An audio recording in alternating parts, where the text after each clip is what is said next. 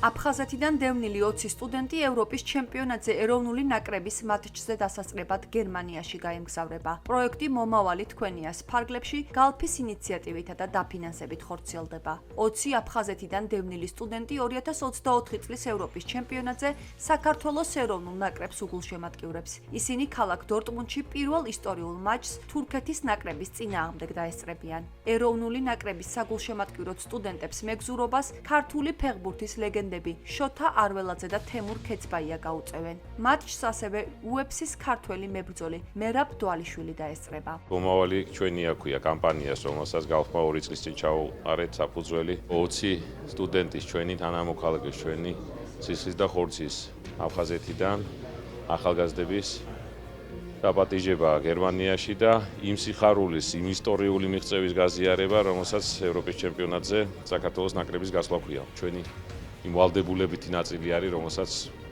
რომელსაც ჩვენ გალფი და მთლიანად ჩვენი ჰოლდინგი იღებს. გაჩნდა ეს იდეა, რომ იმ ბედნიერ წამს, რომელსაც მართა ყველა ქართველს ენდომება იქ ყოფნა, ჩვენი სტუდენტებიც იქ ყოფილიყვნენ და მე რო ვთქვი, რომ ალბათ წარმოუდგენელია ეს აფხაზეთიდან ბავშვების გარეშე, წარმატებული სტუდენტების გარეშე იქ ყოფნა, იმიტომ რომ ალბათ დარწმუნებული ვარ ყველა ამახ ქართველს და ვისაც ეს ქვეყანა უყვარს იქ ყოფნა ენდომება მეთქი იქნებ რამენა და პირდაპირ უსიტყვოდ იქნა ატაცებული, ორგანიზებული. კომპანია გალფის თანადგომით მივდივართ ევროპის ჩემპიონატზე ქალაქ დორტმუნდში.